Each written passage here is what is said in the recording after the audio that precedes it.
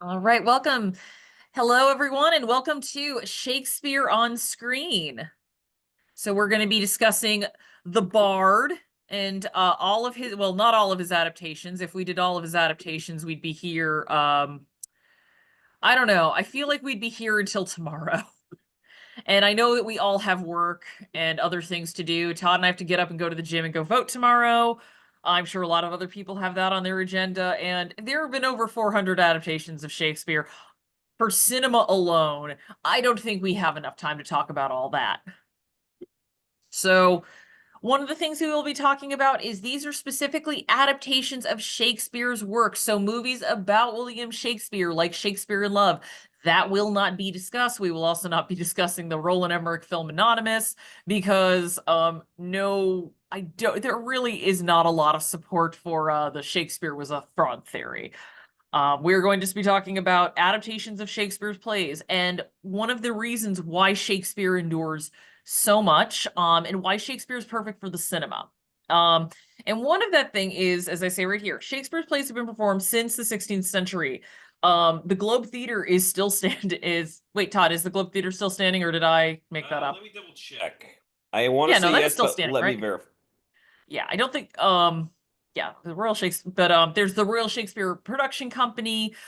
There was actually just a recent production of Romeo and Juliet in London starring Tom Holland's probably the big name performer in that. Shakespeare's works have endured and they have continued to endure. And one of the really unique things about Shakespeare's work is you can really transplant a lot of his stuff anywhere. Multiple cultures, multiple countries have adapted his work. They've been adapted for different times. There are so many adaptations that do not take place in the era and play in the era in um country where they were originally written to take place in. And that is So because go on. the answer is a little bit of both. The Okay. original, as it was known, was demolished. They have since done a reconstructed version of Okay, it. thank you. Because I was like, wait a minute. I thought that I thought they did that got destroyed. Oh no. So okay, I was half right. Yes, so you have Shakespeare, like if you ever read the text of a Shakespeare play, there's not a lot of real direction in there. There's like, here's the setting, here's the place. But Shakespeare left a lot of wiggle room in his plays so people who were adapting them could add their own spin on it. Shakespeare was someone who said, here's my text, but follow the text, but also make it your own. And that is something that not only lends itself well to the theater, because one of the great things about theater and seeing a play performed again and again is depending on the director, depending on the actor, you're going to see a different interpretation of it. And then when we jump to cinema, which has the advantages of cinema, i.e., you can shoot in different locations, you have different camera angles, you have a lot more technology than you have if you're just sitting on a stage, that lends itself really great for an adaptation. So you're actually seeing right here, these are a couple of adaptations of Shakespeare's plays. So you have traditional ones like Laurence Olivier's Hamlet, but then you'll see something like 10 Things I Hate About You and Deliver Us from Eva, both of which are adaptations of Taming of the Shrew. You see Forbidden Planet, which is pretty much an unofficial adaptation of The Tempest, and we'll get to that later. Potentially the most successful adaptation of The Tempest. Um, but there is a lot of cinematic meat on the Shakespeare bones, as it were. And that is why we continue to see adaptations of Shakespeare, not only on the stage, but on the screen. So we are going to start with probably Shakespeare's most famous romance, although it's not really a romance, it's a tragedy, and two of the most famous Shakespeare adaptations, Romeo and Juliet. So there's two very famous takes on this story. We have Franco Zeffirelli's version from 1968, and then we have William Shakespeare's Romeo and Juliet by Baz Luhrmann. So full disclosure, the William Shakespeare, the Baz Luhrmann one came out in 1996, and I believe that, along with Titanic, shaped my view of romance. And that's reflected mainly in that a lot of the pairings I love, at least one of them dies and doesn't make it to the end. Don't worry, everyone. Todd's okay. But yeah, totally obsessed with that movie when it came out. I mean, that was not quite the height of DiCaprio fever, but a lot of 10 and 11-year-old girls are starting to notice him and going, "Oh my God, he's so handsome." And I don't want to say at the time, but there were a lot of people that were just looked at a modernized version of Romeo and Juliet and kind of went meh at it. But it actually might be the better adaptation. So let's start with the 1968 version of Romeo and Juliet by Zeffirelli. So it's faithful as in it takes place in Verona. It's got all the main characters. I think he changes the time of it a little bit, but it's a very traditional adaptation. However, there's certain things that aren't in the movie that are in the play. Like, let's say, the fact that certain characters are really good with herbs. That's not in there. So there are a few key moments that play into the final acts of the film that Zeffirelli doesn't include. That doesn't make the film a bad adaptation, but if you are a purist, you might dock it a few points. But overall, it is a really good film. The casting of Olivia Hussey and Leonard Whiting are great. They both play Romeo and Juliet as just two googly-eyed teenagers who are head over heels in love and prepared to make very rash, probably not great decisions over it. Which, again, if you do read Romeo and Juliet, it is a romance, but also a tragedy. And I mean, if we're looking at it through our modern eyes, the tragedy is these warring families warred so much their children and they ended up losing their children. But I also, as a 2024 person, look at it and go, and the tragedy is such that these teens couldn't think things through for about 5 seconds. That's my joke about Romeo and Juliet. Unfortunately, the Zeffirelli version of Romeo and Juliet has recently been overshadowed by some controversy as both Hussey and Whiting were underage at the time of the film, and there is a scene in there where they are shown partially nude. So I saw this film as a teenager at first. I definitely didn't get anything extremely lascivious out of that scene. If anything, it's kind of a sweet scene. But I can also understand being an adult and looking back and realizing, yeah, why did a director need to film me like that? Again, that's the most I will comment on it. I think that it's perfectly reasonable for an adult to look back on some work they did and go, wait a minute. I don't know why an adult director had me do that. But let's move on to Baz Luhrmann's Romeo and Juliet, which was almost mocked when it came out, when the trailers first hit. People thought this was going to be a train wreck. And if you haven't seen a Baz Luhrmann film, his most recent movie was the Elvis biopic. Baz Luhrmann is about excess. Baz Luhrmann is insane. And I love that about him. But I also understand that level of excess and over the top nature is not for everybody. And definitely may not work for everyone in terms of an adaptation of Romeo and Juliet. But I think this might be his second strongest film after Moulin Rouge, and it's a great adaptation of Romeo and Juliet, and it is a little bit anachronistic. So it's a present day location. It now takes place on Verona Beach. It's a mafia gang war instead of two warring families, and it has a cast that you probably wouldn't find in Renaissance era Verona. You have John Leguizamo, you have Harold Perrineau, you have Paul Rudd, the ageless Paul Rudd. You have Claire Danes as Juliet, Leonardo DiCaprio as Romeo. So you have this very modern setting. But then when you watch the film, they are reciting the text. And it's something where it's a tightrope because it shouldn't work, and it does. And it kind of just does I think with a few abridgments, it does the whole play.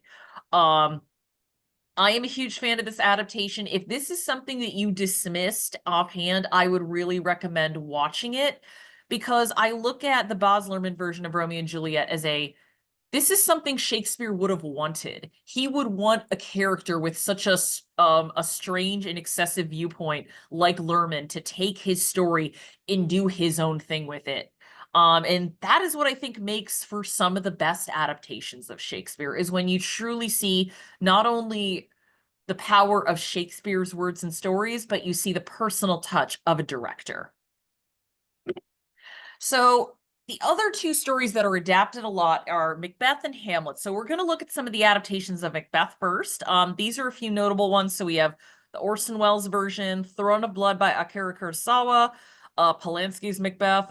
There's a really good film, kind of little known, called Scotland, PA. Really recommend that. There's one called Makbul, which I have not seen, but it is a I don't think it's Bollywood. It's an Indian version of Macbeth. Again, this idea of these stories can translate to almost any culture across the globe. And then most recently, we had the tragedy Macbeth, directed by Joel Cohen, starring Denzel Washington as Macbeth and Frances McDormand as Lady Macbeth. And this was another film. We're actually going to discuss this a couple of times. Not only the idea that Shakespeare's films can be transported into multiple different cultures, but the idea of doing race blind casting in these films. So that is a tradition that the Kenneth Branagh talked about, and we'll get to him a little later, about a lot of theaters kind of moved to doing race blind casting. Just kind of this idea of cast the best person, open auditions. But that is another thing where I think is, I mean, I don't know how Shakespeare would have felt back then. I do kind of wonder, like, I don't know what his views were. Although if you read Todd, if you read Othello, it's fairly sympathetic to him. But I There's think the that. idea, On the other side of the coin, that's not like the Merchant of Venice, which is a yeah. little. I mean, look, like, Shakespeare lived hundreds of years ago. We can't expect him to have perfect opinions. However, if we look at his idea of, hey, you can kind of play around with my stories, I can't imagine him being too bent out of shape as at seeing his stories adapted to different cultures, or just someone saying, yes, we're casting a black man as Macbeth because it's Denzel Washington, and Denzel Washington's a great actor. It was interesting when that movie came out, there was like a little uptick of controversy where some I guess the nicest way to call them are people that just make videos about culture war stuff that doesn't really matter, but they got very angry at Denzel Washington playing Macbeth, of course, saying you need to cast the best person for the role. And I'm like, well, Denzel Washington's won 2 Oscars. But then, of course, a lot of people pointed out, if you're mad about Denzel Washington playing Macbeth, wait until I tell you about a man named Toshiro Mifune. And with that, I think it's a good transition into my favorite Shakespeare adaptation, which is Throne of Blood. Because Macbeth is my favorite Shakespeare play, and Throne of Blood is just, again, another really good example of taking the story of Shakespeare and working it for, like, making it your own, but in this case also working it into a different culture, because the culture of Japan very different from the culture of England and by extension Scotland. So Akira Kurosawa adapted this in 1956. Technically, it came out in 1957. And Kurosawa was someone who read a lot of Western literature. If you watched my program on Setsuko Hara, he also adapted, was it Dostoevsky's The Idiot? Yeah, he's adapted some Russian literature. He High and Low is based off an American pulp crime novel. Yeah, and he's adapted other Shakespeare plays as well, which we will get to another one a little later in the program. So, as I said, doesn't take place in medieval Scotland. It's feudal Japan, and instead of he's a samurai now, because of course that's how it will work if you're taking the story and transitioning it into feudal Japan. And what's interesting are the changes that Kurosawa makes to Throne of Blood.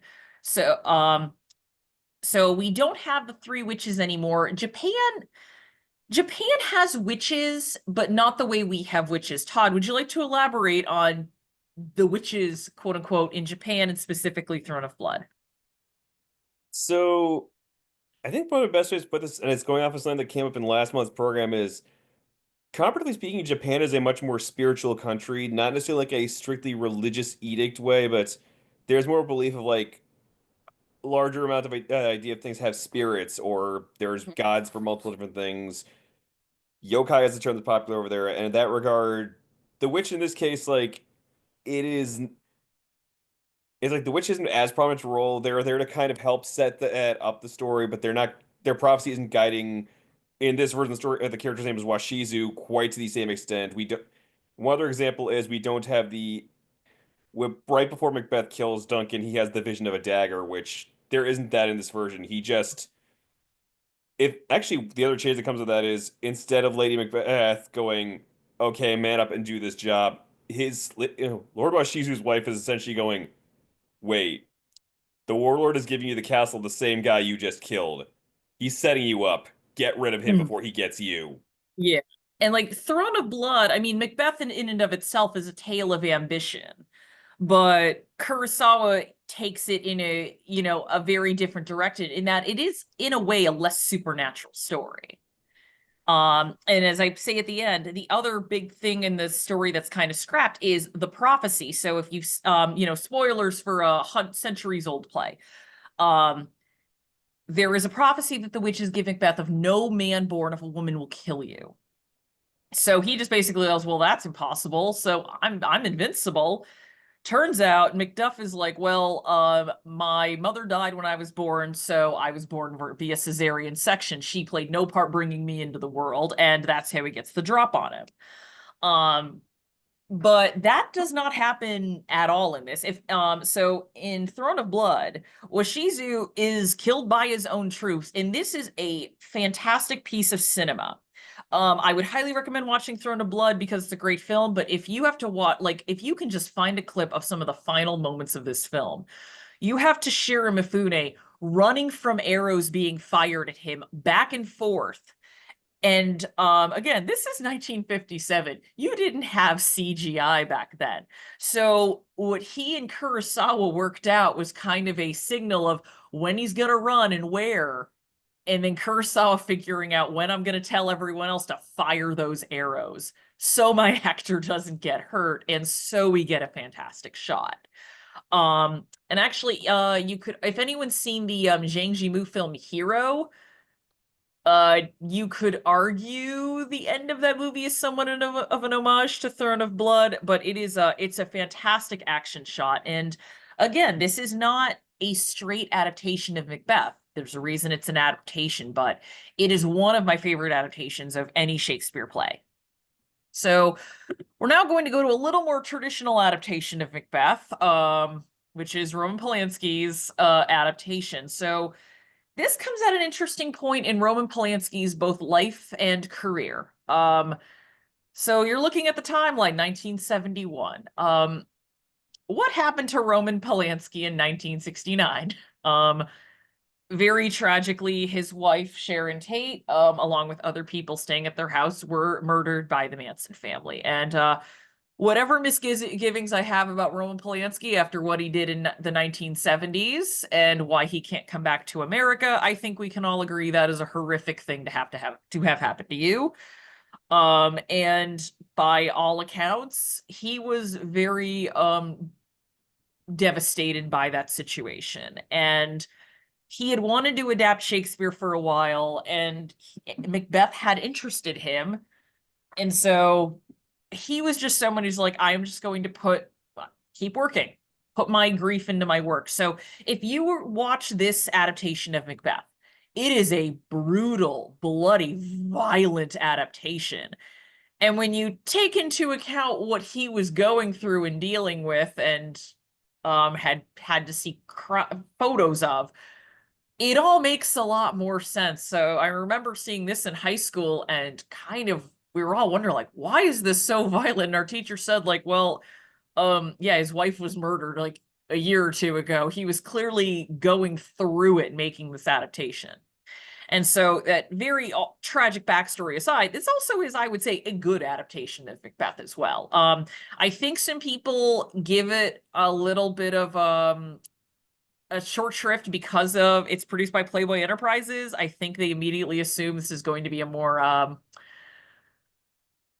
erotic version of it. It's really not. There is some nudity in there, although that was not the reason.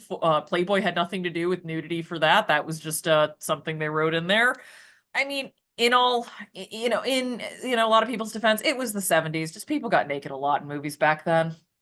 But it is one where I feel like it's been both forgotten and unfortunately overshadowed by the director's later crimes. But again, I would say if you do want to see a good Macbeth adaptation, this is probably streaming on Max. There's got to be at least one library in the consortium that has the DVD. There are plenty of ways to watch it without giving anybody money. But I would absolutely say watch it. I think it's a great adaptation. Moving on to Hamlet, which I think might be the most adapted Shakespeare play. I think there was I think someone did a count and Hamlet wins out by a little bit. So we have Laurence Olivier. So Kurosawa again adapted this in The Bad Sleep Well. Again, taking a very different look at Hamlet. Hamlet's been now taking place in current day Japan, and there's a lot of corporate and finance drama going on. Zeffirelli had a stab at Hamlet, haha, stab, with Mel Gibson as Hamlet, Glenn Close as his as Gertrude. We also have Rosencrantz and Guildenstern Are Dead from 1990, which if you've never watched that movie, I would really recommend it. It's really good. You have 2000s Hamlet, which is the one with Ethan Hawke. That's another one that's like a corporate intrigue in modern day America story. I'm also putting just the 2009 Hamlet is it's kind of cheating to include that in here. So that was a stage production initially starring David Tennant and Patrick Stewart. That was so well received, they decided to film it, but they filmed it kind of on a soundstage. So it is almost like you were watching a play, but they filmed it for the cinema and for broadcast. But I'm like, it's good enough. I'll allow it. And then I decided to include The Northman by Robert Eggers because it is based on a tale called Omelette. Is it Amlet or Almut? Todd? Again, I think it was Amlet. Let me double check to be certain. Yeah, which is considered the inspiration for the Hamlet story. Amleth. Amleth, thank you. Yeah, so that and also like that's not the first time Shakespeare has been inspired by a story that was written before. Romeo and Juliet, a lot of people point to the story of Tristan and Isolde as a precursor to that story. And again, a lot of great stories, great movies, great plays, great books are inspired by something that's already out there. But I wanted to include that as well. So I think if we're talking about the gold standard of just Shakespeare adaptations, Laurence Olivier was the name in that for decades, and for good reason. The man loved Shakespeare and he knew how to adapt it. This was a passion for him. And this was the first of three adaptations that Olivier himself directed. We're going to talk about someone who's very inspired by him. And his work on the screenplay was uncredited, and it's still abridged, and it still goes 2.5 hours. Like if you've ever seen Hamlet performed live, Hamlet's a long play. This was one, it met with immediate acclaim. It had a lot of awards both overseas and in the United States. And Olivier won, I believe it was Best Picture and Best Actor, number of Oscars. And as I said again, for years, this was seen as if you want to adapt Shakespeare, this is how you adapt Shakespeare. And it's still considered one of the greatest Shakespeare adaptations ever made and one of the best films ever made. But Kenneth Branagh is clearly someone who grew up idolizing Olivier and loving Shakespeare and just said, well, you know what, Olivier? I'm going to try. I don't know if it was one up you, but I think he looked at Olivier's adaptation of Shakespeare and said, all right, I'm going to do one better. We're adapting the whole play. And Kenneth Branagh's Hamlet to this day is I believe the only unabridged version of the play that was made specifically for the screen. So you could maybe fudge it a bit and say that David Tennant, Patrick Stewart version is unabridged, but that was originally a play. He's like, no, no, no, we're making this for the cinema. We're including everything. We're doing it all. It's almost 4 hours long. And I have a funny story about this. So when I was like 10 years old, I started to develop an interest in Shakespeare. Full disclosure, it was because I watched the TV show Doug, and Doug's cooler older sister liked Shakespeare. So I decided, well, Shakespeare must be cool. Mom, actually, maybe I was 9. Anyway, I'm like, Mom, can I have a book of Shakespeare? And she found me some like abridged Shakespeare stories.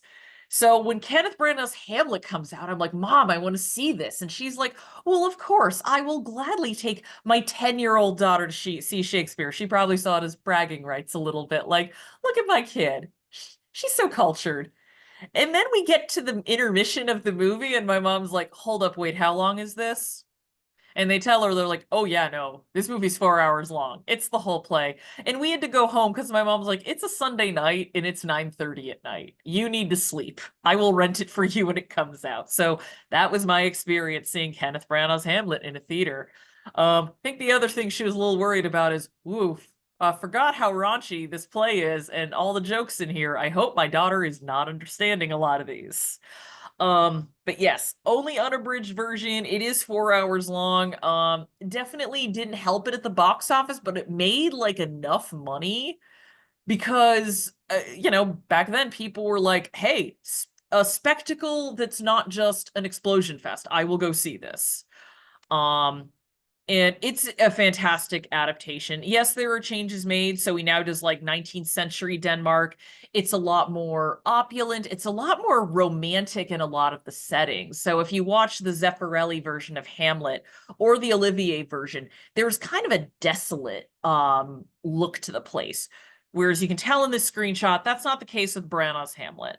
But it's if you want to see just a whole lot of people having the time of their lives delivering Shakespeare's lines, Branagh's Hamlet is almost as good as it gets. And again, it is up there as one of the best Shakespeare adaptations of all time. I still know a few people who don't like it, who are like, I don't like the opulent setting for Hamlet. It doesn't work. But for the most part, people are like, this is such a feat. And I mean, when you think about it, Branagh took a risk. Again, adapting a play unabridged for the cinema, how does that play out? Is it paced correctly? There is the argument that sometimes performing it like a live theatrical play script for the cinema, it loses a little bit of the pacing and the energy that you have seeing it on stage.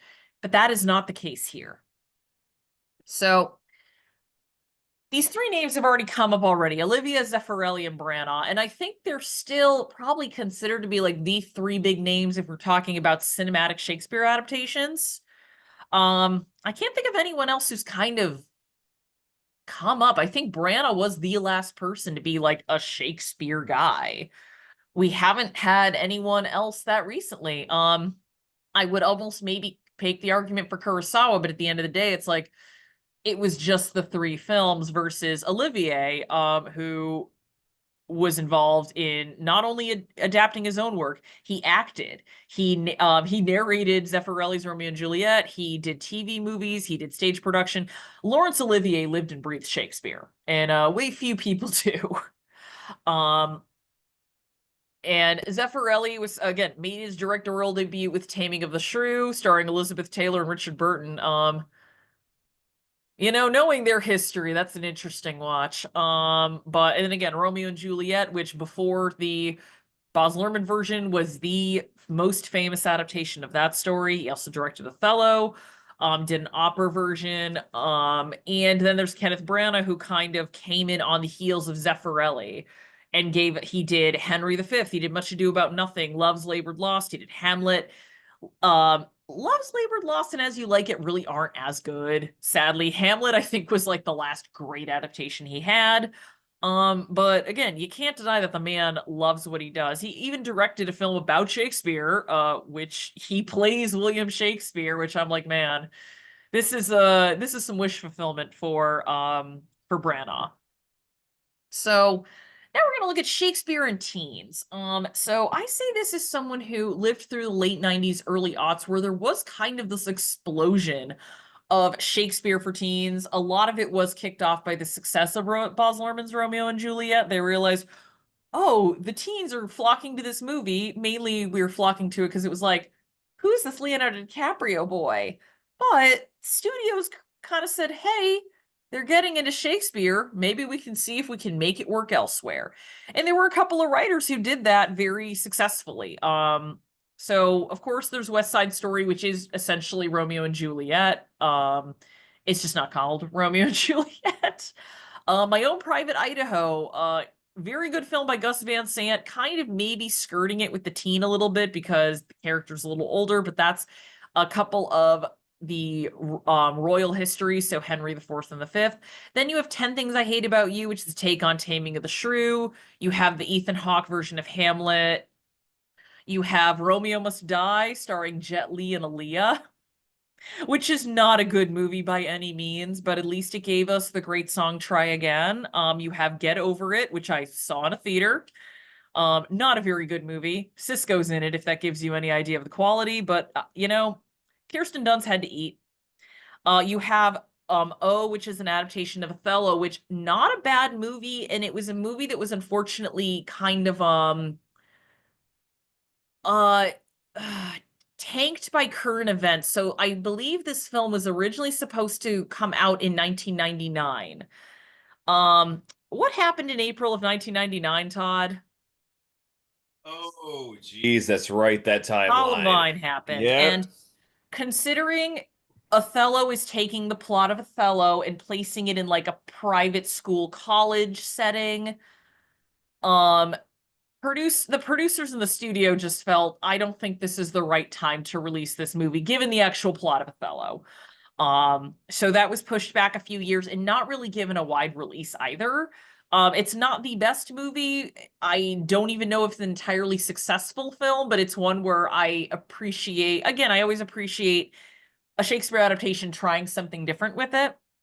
John Tucker Must Die, which is The Merry Wives of Windsor, and then kind of the last one of these teen Shakespeare movies was She's the Man, which adapted Twelfth Night, Shakespeare's very famous cross-dressing comedy. Which it actually that's a cute little movie too. And that's another one where I'm like, it's a lot of fun. Give it a watch. If you have younger people in your life and you want to get them into Shakespeare, a couple of these movies might be a good way to start. However, what would I consider to be the best teen Shakespeare adaptation? That's not the Baz Luhrmann Romeo and Juliet. I would pick 10 Things I Hate About You, which in and of itself, really sweet movie. And it's an updated version of The Taming of a Shrew. So if you're not familiar with The Taming of a Shrew, there is a very assertive woman who by the end of the film is tamed by a man, and she actually starts to tell the other wives like the importance of maybe toning it down a bit. Again, keep in mind when this play was written. This was centuries ago. You can't expect this to hold up entirely in the 20th century. But still, people look at it and they're like, yeah, this is definitely a reflection of its time, and the time was still fairly misogynistic and sexist and dated. I think a good way to say it is it's not a terrible play, but it's dated. Even the musical adaptation of Taming of a Shrew, Kiss Me Kate, a musical I do enjoy, a couple of moments in there that are a little like, yikes. I mean, at least 10 Things I Hate About You doesn't end with spanking. Um, or doesn't have an intermission with spanking. So the way they update 10 Things I Hate About You is there's two sisters. There's Kat, the older sister played by Julia Stiles, who reads Sylvia Plath and is reading up on feminism, and oh God, it's me in high school. Oh no. Doesn't really interested in dating boys, but her father says, hey, Bianca, younger sister, if your sister doesn't date, you don't date. And he pretty much just does that because he knows my older daughter ain't dating. I don't want my daughters dating. And honestly, the older I get, the more I'm like, I could see why any parent would be like, I don't want you dating in high school. Focus on your studies. Don't get involved with local boys. Don't do it. But anyway, she enlists Heath Ledger to see if he can kind of seduce her sister Kat into dating her. And he tries that. And along the way, Kat kind of falls for him. And then Patrick falls for Kat because they both realize that underneath their exteriors, there's real human beings under there. And that's where 10 Things I Hate About You kind of succeeds in updating Taming of a Shrew. Kat gets to have a little more agency as this was a movie written in the 1990s. And rather than realizing, oh, I was wrong all along, we actually learn that Kat has her own reasons for being a bit standoffish, and um she basically kind of gets to find love not by, in her own way. She has her own, and Patrick also softens up as well. Again, if you want a good teen movie for kids that can kind of introduce them to the idea of Shakespeare, 10 Things I Hate About You is a really good way to do it. And it's also a really charming movie. Julia Stiles and Heath Ledger are super cute together. You'll also see future big Nolan collaborator Joseph Gordon-Levitt as like a young teen. Andrew Keegan's also in it, although Todd, didn't he like form a cult or something? Did I remember that? He had a let's say he had a troubled period after this, and kind of leave it at Okay, that. maybe not the best, but if you were also a fan of 1990s Nickelodeon television, Larissa Oleynik, who was Alex Mack, is in this movie, and I don't think she did anything after this. But yeah, 10 Things I Hate About You, very cute, probably the best example of teen Shakespeare. So now we're gonna look at a couple of other adaptations. Back to Laurence Olivier, we have Henry V, which might be, I think people still consider to be the histories. So if we're talking about the histories, these are usually Shakespeare's like royal plays. So this Henry IV, Richard III. There is a play adaptation of Richard III I wanted to see and I'd love to see adapted to screen. It was starring Peter Dinklage as Richard III. And I do not know why that has not been adapted to film yet, because that is a great idea. So this interesting point about this movie, it was made as kind of a morale booster during the war. So completely funded by the British government. Again, they're very proud of Shakespeare, but it is this idea to, you could almost argue, act as a propaganda piece. But Olivier does not treat it that way. Olivier loved Shakespeare, and he's like, no, no, no, I am adapting this to the best of my ability. So it has, if you love Technicolor, this is a really good Technicolor movie. It also is a nice, like, it starts off as if you're watching a play, and then you watch the story pan out, and then it sort of pans out of the Globe Theater.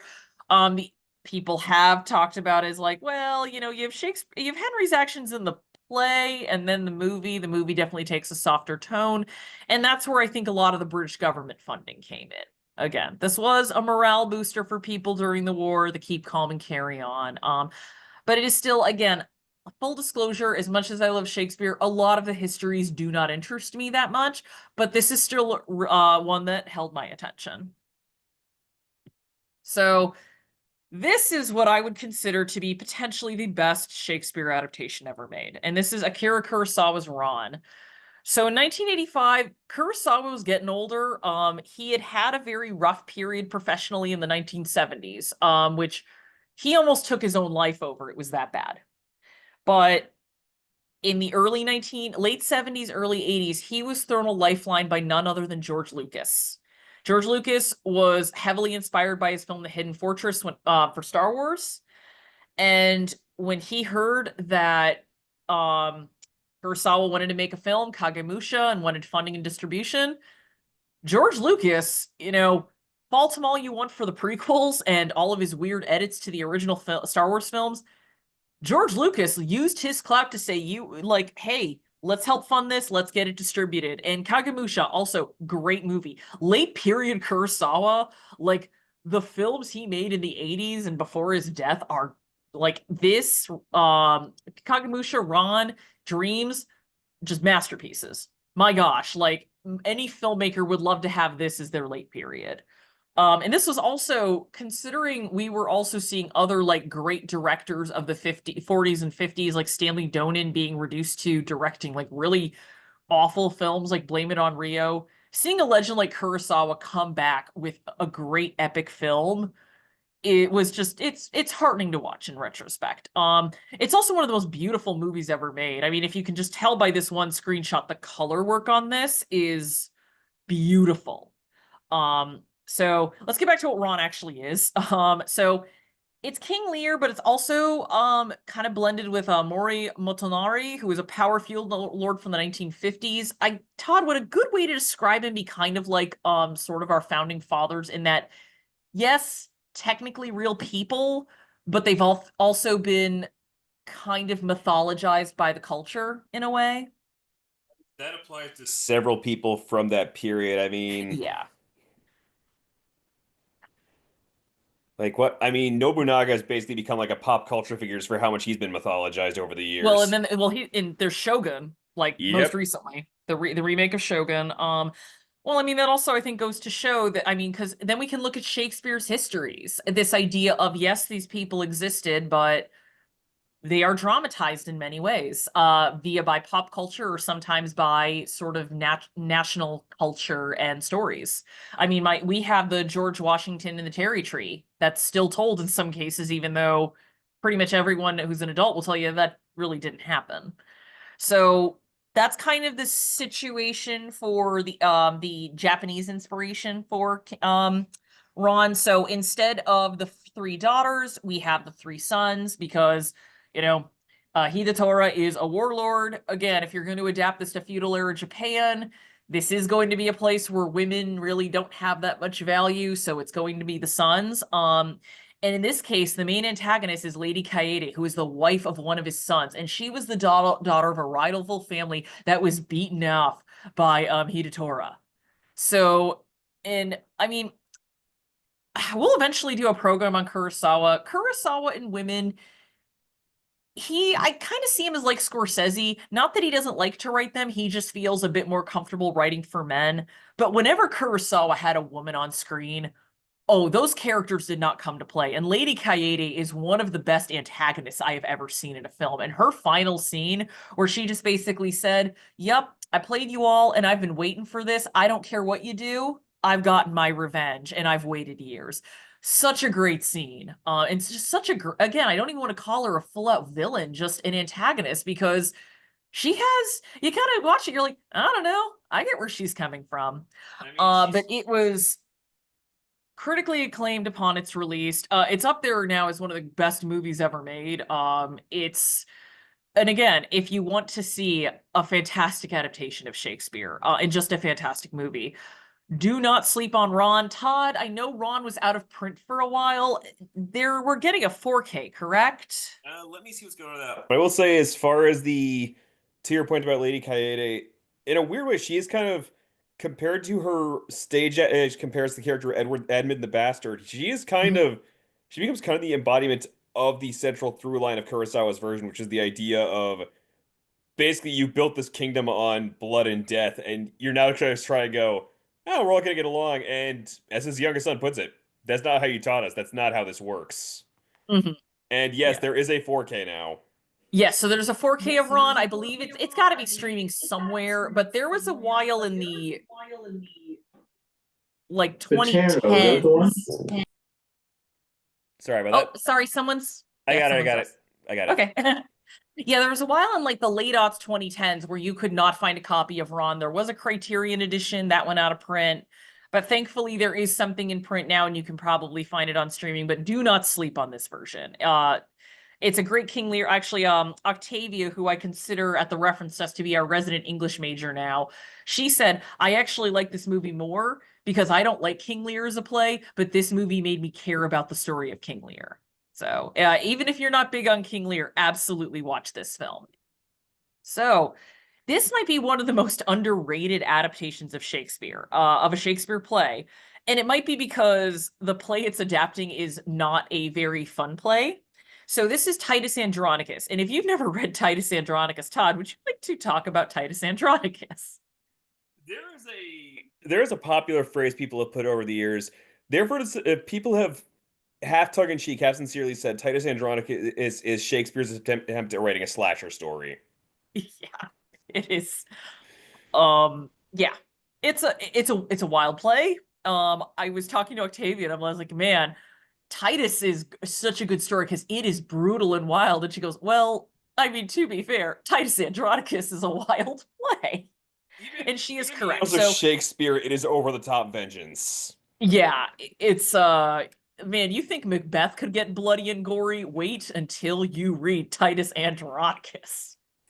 Anyway, so this came out in 1999. Really didn't make a splash when it came out because of it was again fairly surreal, very violent, very off-putting to audiences. But this is well known because it is the film debut of Julie Taymor, and if that name sounds familiar, you might have seen her. She adapted, she did the movie of Frida Kahlo, Salma Hayek Frida. She did Across the Universe, but she was probably still best known for adapting The Lion King to Broadway. So that was a Broadway sensation, and she got her film debut. And she has a really interesting look. So you have this thing taking place in like a Roman Colosseum. You have Roman costumes. And then you have people, you can see Anthony Hopkins and Alan Cumming in modern clothing. So a very anachronistic look to it. But it's again, she does not shy away from the violence and the gore. And Titus's daughter Lavinia is assaulted in a very brutal way. And I still remember first seeing the aftermath of that. I don't want to give it away because, again, you don't recover from seeing the shock of that. It's one thing to see it written, it is another thing to see it put on screen. And it's one where when I watched it, I'm like, well, I can see why a lot of people were like, I don't know if I want to. What is this? But it's kind of it's become a bit of a cult classic, and it's been kind of now a bit more renowned as a someone who took a swing and hit the ball correctly. But I would again absolutely say watch Titus. Also, great Anthony Hopkins performance. I mean, it was Anthony Hopkins bringing Anthony, not Tony. So back to Kenneth Branagh.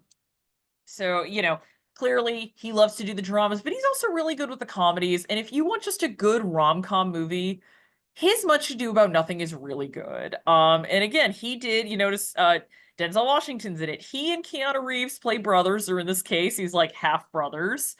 Kenneth Branagh's talked about this casting a lot. So this was kind of shocking in 1993. And he just said, well, where I come from in the theater, we just cast the best person. These two actors worked well, and I figured, whatever, who cares? Everyone knows that in real life this probably wouldn't work, but it's a movie. This is acting. This also came up years later when he directed the first Thor. That's right, Kenneth Branagh directed Thor, the first MCU one. And he cast Idris Elba as Heimdall, a Norse figure in Norse mythology. And once again, people got mad about that. And his response was, again, in the theater, we don't care about race. We try not to care about race. I try to think who the best person for the part would be. I pictured Heimdall as someone with presence. Idris Elba as an actor with presence. So I asked him, and he said yes. So, good on Branagh for trying to keep that casting tradition alive and not caring about it. But yeah, this is really cute. He was also his, I think it was then wife at the time, Emma Thompson. Unfortunately, not his wife anymore. We won't get into that. Michael Keaton's in it. Very young Kate Beckinsale is in it. But yeah, this is a lot of fun. I know people are like Keanu Reeves and Shakespeare. It works. Also, can we please stop at Keanu Reeves isn't a good actor? He may not be the best actor on the planet, but he's fine. He's okay. Like, leave him alone. Again, if you want to see him actually give a great performance, go watch My Own Private Idaho. The guy can act when he needs to. It's just he usually gets cast as a surfer dude. I mean, he can't help it if he naturally comes across as, as like his Bill and Ted character. But yes, really love Much Ado About Nothing if you want a good Shakespeare comedy. And I don't know why it's hard to adapt the comedies for Shakespeare, because I feel like they're either great or they really go south. I feel like there's not a lot of in between there, because I've seen some not so great Shakespeare comedy adaptations. And again, unfortunately, one of that is Kenneth Branagh's Love's Labored Lost. But we're talking about a good version. So yeah, Much Ado About Nothing is great. So I want to talk about Orson Welles' Othello. So Orson Welles was another guy who went to Shakespeare, but Orson Welles' Othello is more interesting for where it is in Orson Welles' life. Again, we're saying clocks in at 93 minutes. That's not how long Othello takes. But this was one where he had gotten fed up with the Hollywood studio system. This was after, I believe, this might be, post, well, like the whole thing with Citizen Kane already had him not that happy. And then there was stuff, Magnificent Ambersons was kind of, had studio meddling. So he's like, I want to make this version and I'm making it my way. So he funded this mostly himself. And this is a film where it kind of jumps around a bit. It opens at a funeral, and that, if you know how Othello goes, you can guess whose funeral it is. And you do kind of watch this as a fun idea of like I just mentioned earlier, Francis Ford Coppola's Megalopolis. This is, I would say, a better version of someone funding his own passion production with it. But again, this is almost the start of Shakespeare trying to, not Shakespeare, Orson Welles trying to do his own Shakespeare like on his own terms, and we'll get to another film at the end of this program where he does that as well. So I'm not gonna call this one exactly a failure, but it's more of a meh than anything else. And this is a shame because I really love A Midsummer Night's Dream, and I feel like I haven't seen a great film version of it yet. I've seen good stage productions. I mean, it's still better than Get Over It. There's that. I actually thought for years this was directed by Kenneth Branagh because my brain just went, oh, if it was Shakespeare, it was Kenneth Branagh.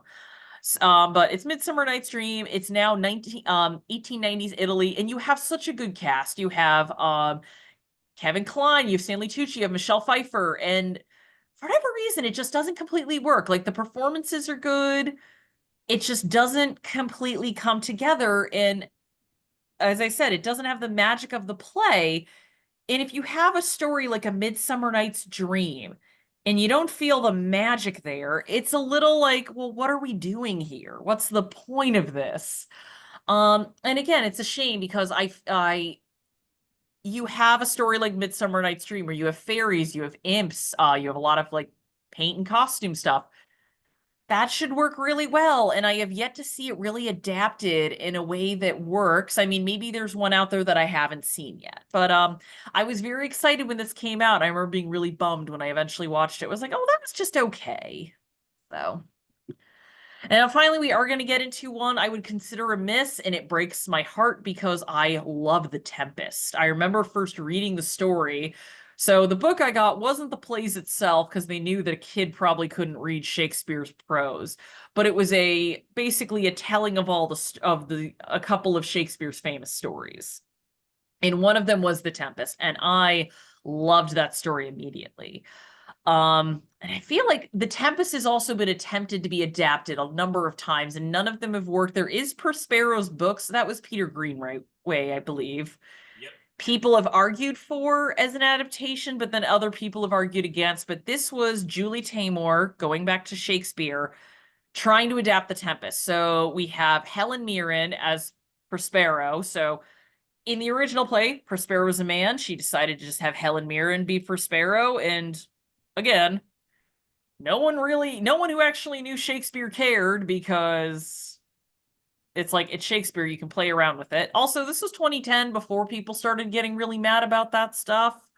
Um, you have Jaimon Hansu, and the costume designs are great, but this is another one where it unfortunately just doesn't come together to make a great movie.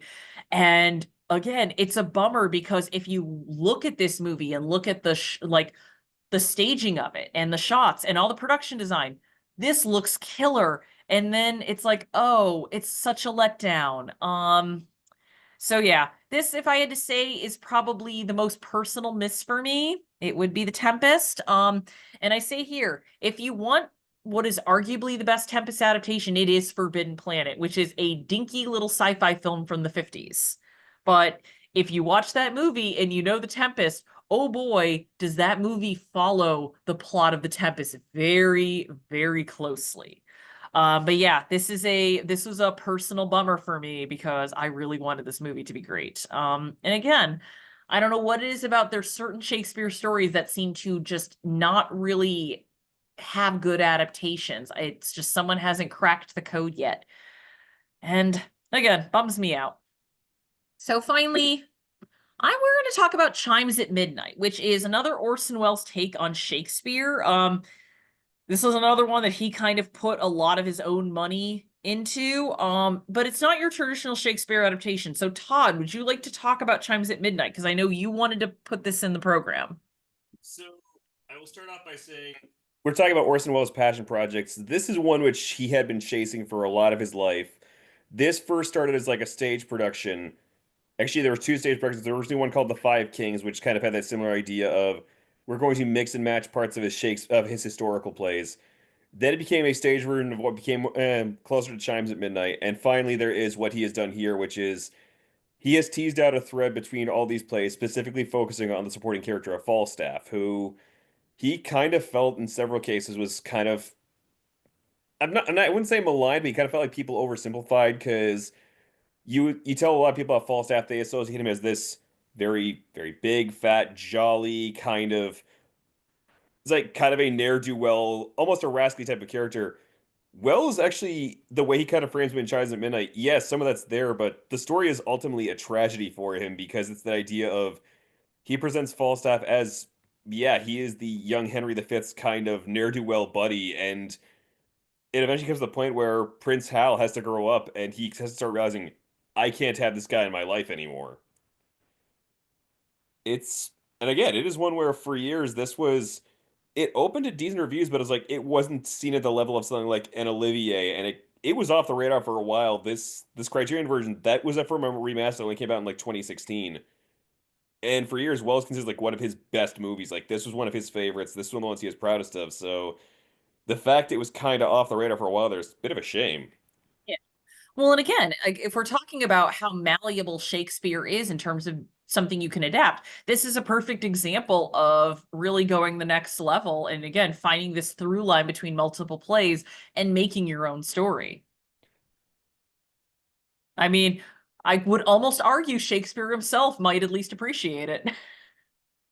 I mean, I don't doubt he'd definitely be interested, especially with that idea of the thread he parses out of this. Like they pull in, and what's interesting about the blending of dialogue is there's several parts where it's like he takes things from certain scenes and he completely revamps them. Like there is a part he takes from Henry IV where initially it was a scene with Falstaff. He applies to a separate character entirely, and they kind of bring in some stuff from Henry V where Falstaff is never actually featured in the play. We find out he died basically off stage, and that is where this movie ends. The idea of like Prince Hal ascends to the throne, and a heartbroken Falstaff dies alone in effective exile. Oh, well, this is going on.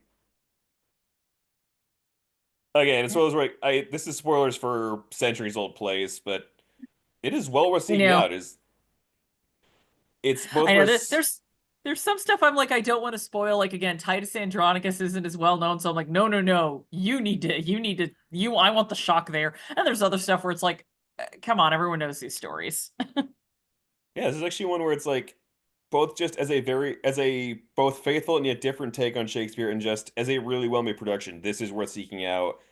I don't know off the top of my head if anybody's gotten the consortium, but all else fails, it is November. Barnes and Noble is doing their half off Criterion sale, so that's an Yeah. option. Yeah. And hey, we just got Londonderry into the library, so there is a possibility. And or I could always go, well, maybe I'll add it to the collection. All right. And with that, does anyone have any questions? Again, I know this was a little truncated, but as I said before, if we went over every cinematic Shakespeare adaptation, we'd be here all night, and I think everyone has places to go.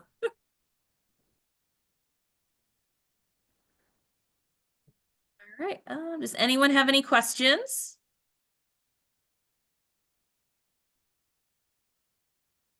Oh, new message. All right, good show. Does anyone have their own favorite Shakespeare adaptation? Because I'd like to see what movie you think does justice the most.